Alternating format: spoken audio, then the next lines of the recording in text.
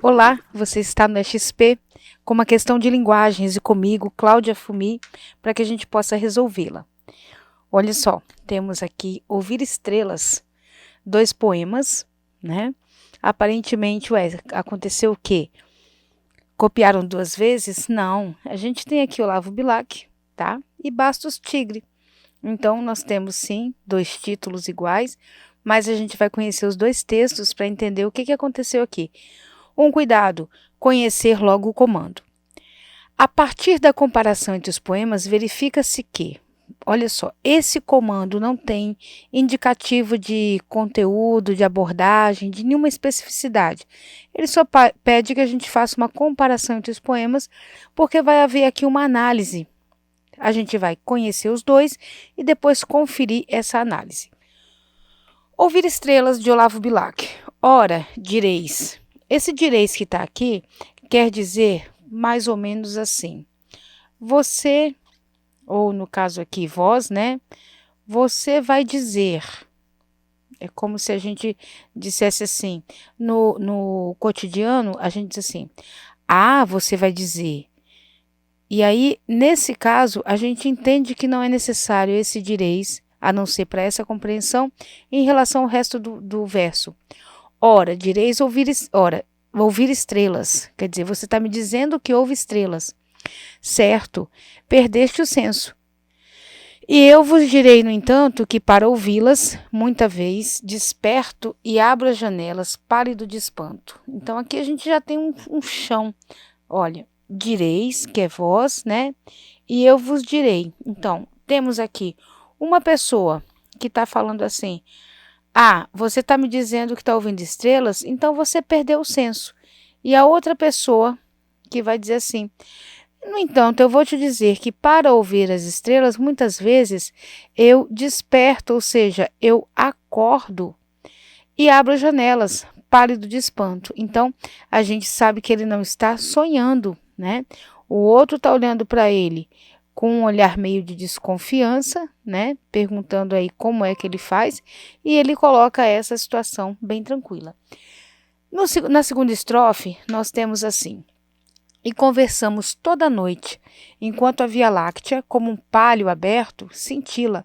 Então, ele continua explicando a questão de ouvir estrelas e diz que todas as noites ele está conversando com as estrelas e ele considera que a Via Láctea é como se fosse um sombreiro, uma cobertura, um palho aberto, né? A Via Láctea está lá e as estrelas estão aqui conversando com ele. E, ao vir o sol, saudoso e em pranto, ainda as procuro pelo céu deserto. Então chega ao céu, ou seja, amanhece, e ele continua procurando as estrelas para continuar conversando com ele.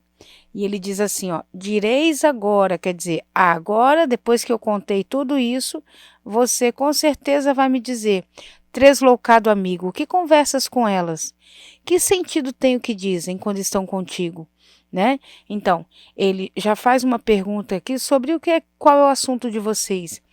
E eu vos direi. Então, ele volta aqui a falar para o amigo, e eu vos direi: amai para entendê-las. Então, ele pede que se ame para as estrelas para entendê-las, pois só quem ama pode ter ouvido capaz de ouvir e de entender estrelas. Então, esse poema aqui é uma conversinha rápida em que ele diz: eu converso com as estrelas. O quê? Você tá louco? Não, eu fico à noite olhando para elas, conversando com elas enquanto o sol não chega. Quando o sol chega, eu fico: ah, que pena, né, que o sol chegou. Ele diz: tá, e qual é o assunto? O que é que vocês conversam? Olha, você precisa amar as estrelas para entender o que elas falam. Foi só isso. A gente agora vai conhecer o outro poema para entender o que foi que fizeram aqui embaixo com esse ouvir estrelas. Ora, direis, ouvir estrelas. Ah, o verso é o mesmo, né? A gente tem aqui uma aproximação. É como se esse autor aqui, Bastos Tigre, tivesse olhando para essa estrutura e dizendo assim: agora eu vou fazer o meu, né? Ora, direi ouvir estrelas. Vejo que estás beirando a maluquice extrema. No entanto, o certo é que não perco o ensejo de ouvi-las nos programas de cinema. Ah, então é uma pessoa que está falando aqui que o outro está dizendo que houve estrelas, né? E ele vai conversar aqui e vai se colocar dizendo assim: no entanto, o certo é que, tá? É a opinião dele, não perco a vontade de ouvi-las nos programas de cinema. Então, ele coloca aqui que ele também tem essa vontade de ouvir as estrelas. Não perco fita. Não perco fita. A fita aqui é porque antigamente o cinema era feito por meio de fita. Até o desenho que se usa para identificar o cinema até hoje é o rolo de fita. E não perco fita quer dizer, cada filme novo era uma fita nova. Inclusive, a fita vinha com uma etiquetazinha com o nomezinho do filme aqui. Então, não perco fita porque não perco filme. E dir-vos-ei sem pejo que mais eu gozo se escabroso é o tema. Então, quanto mais escabroso é o tema, mais eu gozo, mais eu gosto do filme. Uma boca de estrela dando beijo é, meu amigo, assunto para um poema. Então ele coloca aqui que ele gosta de cinema e destaca que uma boca de estrela dando beijo é assunto para poema, porque nos poemas a gente vê aquilo que é poético, que é romântico, né? E ele diz aqui que não perde um filme quanto mais escabroso é o tema. Direis agora, quer dizer, agora ele se volta para o outro. Mas enfim, meu caro, as estrelas que dizem, que sentido tem as suas frases de sabor tão raro? A gente assemelha aqui com essa questão do assunto, né? Amigo, aprende inglês para entendê-las, pois só sabendo inglês se tem ouvido capaz de ouvir e de entender estrelas. Então, estrelas aqui, o que é que a gente sabe? Que a gente pode até, associando a filme, a cinema, a gente pode até associar a ideia de que é artista, pessoas famosas, né? Pois, sabendo inglês, se tem ouvido capaz de ouvir e de entender estrelas. Então, não seria exatamente a estrela do céu, mas aquelas que estão no cinema. E aí a gente volta aqui e diz, ó, não perco o ensejo de ouvi-las nos programas de cinema. Então, são as estrelas dos programas de cinema que estão na fita e que sabem falar inglês. Entendemos o texto 1 e o texto 2. Agora a gente tem uma conversa séria aqui, só a gente.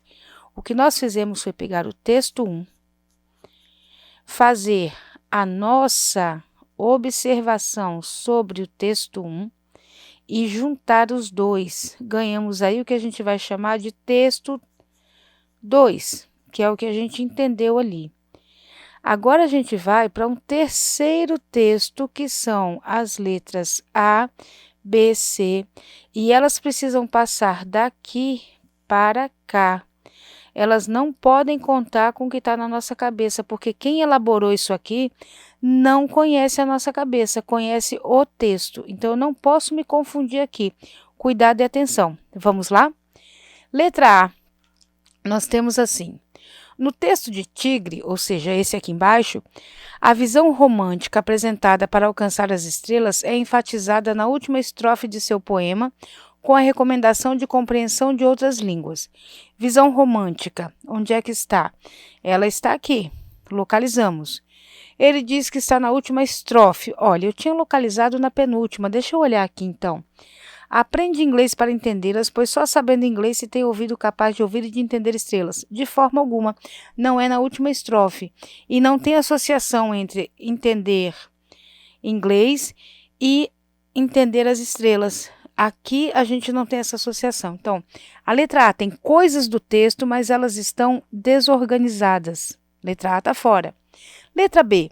No texto de Tigre, esse aqui, a linguagem é mais formal. Mais formal. Essa daqui a gente precisou colocar na ordem certa, tirar essa forma coloquial, a forma culta e passar para coloquial. Aqui o que a gente tem? Não tem uma linguagem formal. Ah, mas e esse direis? O direis foi para fazer uma relação com o poema de Olavo Bilac, mas não tem essa linguagem mais formal. Mais trabalhada, como se observa no uso de estruturas como dir-vos-ei sem pejo e entendê-las. Exatamente mais formal? Não. Dir-vos-ei sem pejo é coloquial, sim. Desculpa, coloquial não, culto. É culto, sim. Entendê-las tem aí um uso que não é coloquial, que a gente no coloquial fala entender elas, mas o texto não tem uma linguagem mais formal. Entre os dois, comparando, esse daqui é mais formal do que esse. Olha, é para fazer uma comparação. Então, na comparação, o texto 2 tem a linguagem mais formal? Não. Quem tem a linguagem mais formal é o texto 1. Letra B está errada. Letra C. No texto de Bilac, as estrelas são inacessíveis. O texto de Bilac é esse aqui em cima. As estrelas são inacessíveis, distantes. Inacessíveis, ele conversa com elas. Então, pode ser que isso daqui seja um erro. E aí nós temos, e no texto de Tigre, esse de baixo, são próximas, acessíveis aos que as ouvem e as entendem. São acessíveis? Amigo, aprende inglês para entendê-las, pois só sabendo inglês se tem ouvido capaz de entender de ouvir e de entender estrelas. Então, aqui a acessibilidade está no texto 1, em que ele conversa com elas, e não no texto 2, que a gente tem uma barreira aí, que é inclusive o inglês. Letra C também vai ser descartada. Eu vou olhar a letra D, e tem no texto de Tigre, esse aqui embaixo, percebe-se o uso da linguagem metalinguística. No trecho, uma boca de estrela dando beijo é, meu amigo, assunto para um poema. Eu estou com um poema falando sobre assunto de poema. É verdade, eu não tinha nem percebido, mas o comando aqui desse item me destacou que realmente esse verso aqui está falando sobre assuntos de poemas. Então, se eu tenho um poema falando sobre assunto de poema, eu tenho uma linguagem metalinguística. Ok, né? Mas a gente vai ler a letra E. No texto de Bilac, a construção do eixo temático se deu em linguagem denotativa. Linguagem denotativa é a linguagem de verdade, ou seja, não é uma linguagem figurada.